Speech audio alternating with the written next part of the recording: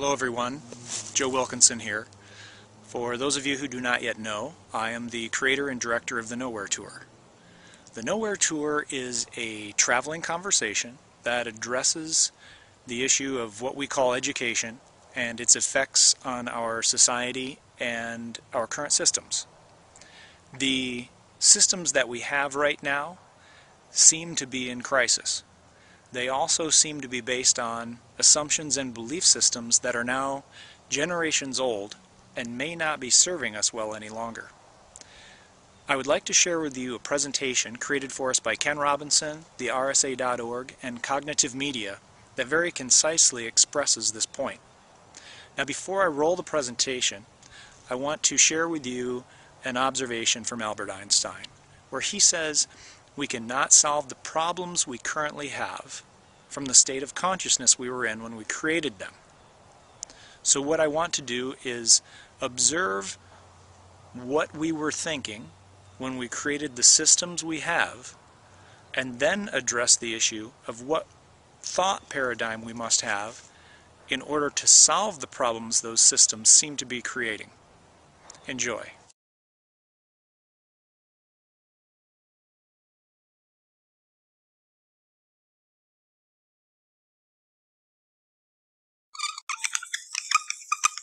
Every country on earth at the moment is reforming public education. There are two reasons for it.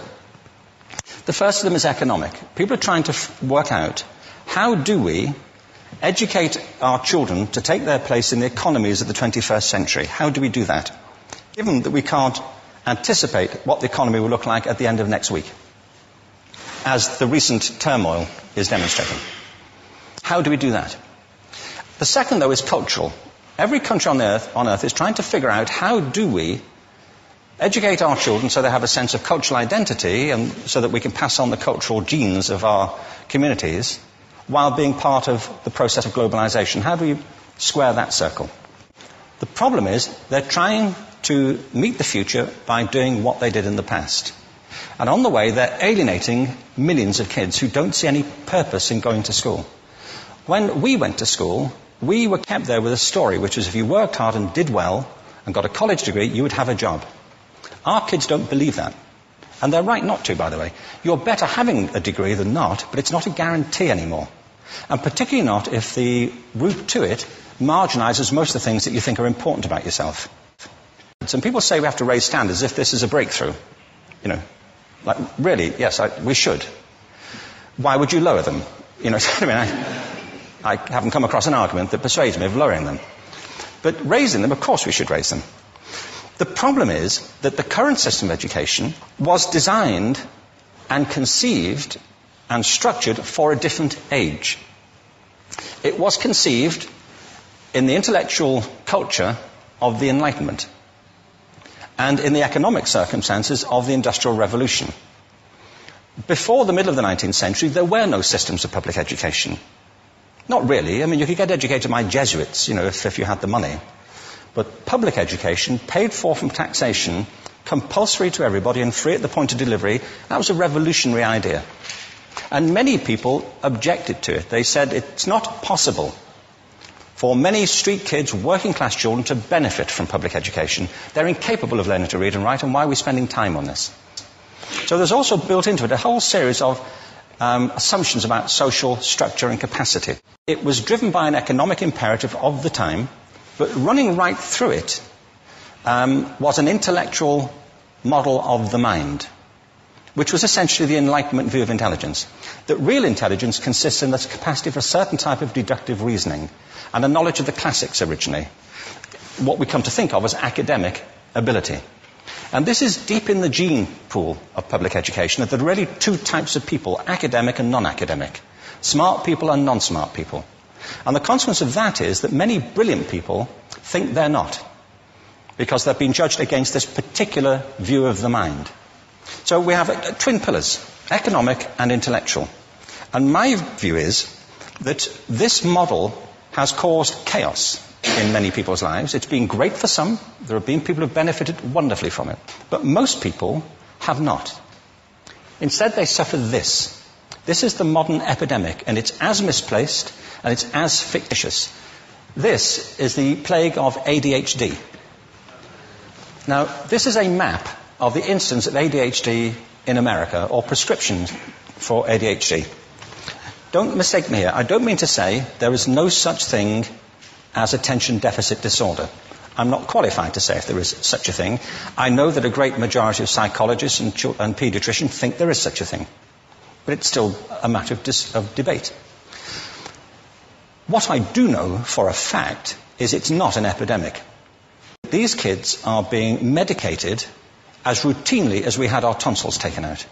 And on the same whimsical basis, and for the same reason, medical fashion. Our children are living in the most intensely stimulating period in the history of the earth.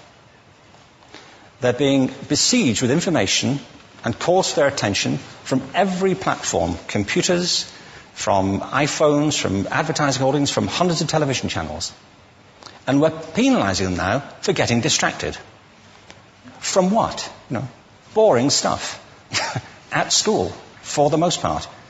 It seems to me it's not a coincidence totally that the incidence of ADHD has risen in parallel with the growth of standardized testing.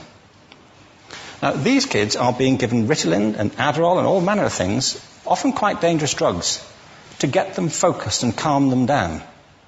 But according to this, attention deficit disorder increases as you travel east across the country. People start losing interest in Oklahoma.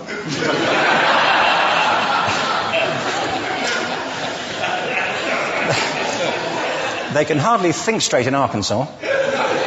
And by the time they get to Washington, they've lost it completely. And there are separate reasons for that, I believe. It's a fictitious epidemic. If you think of it, the arts, and I don't say this exclusively of the arts, I think it's also true of science and of maths, but I say about the arts particularly because they are the victims of this mentality currently, particularly. The arts especially address the idea of aesthetic experience.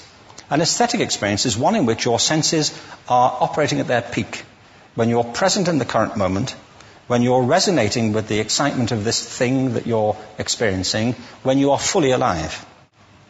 An anesthetic is when you shut your senses off and deaden yourself to what's happening. And a lot of these drugs are that. We're getting our children through education by anesthetizing them, anesthetizing them, anesthetizing them. And I think we should be doing the exact opposite. We shouldn't be putting them asleep. We should be waking them up, waking them up, waking them up to what they have inside of themselves, to what they have inside of themselves. But the model we have is this.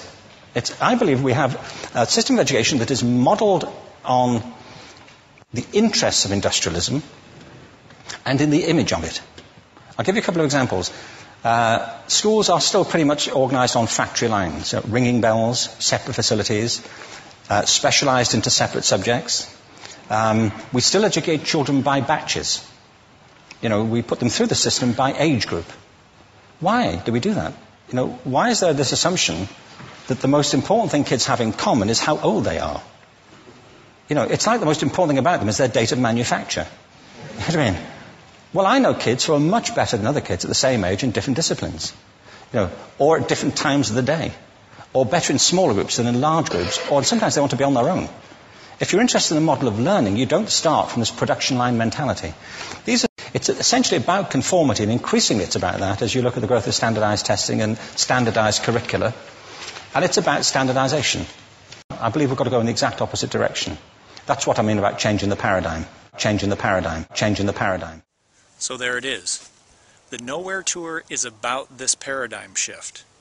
If you're interested in engaging in what this paradigm shift is all about, send us an email, university@gmail.com. Include your phone number, and we'll be talking to you soon.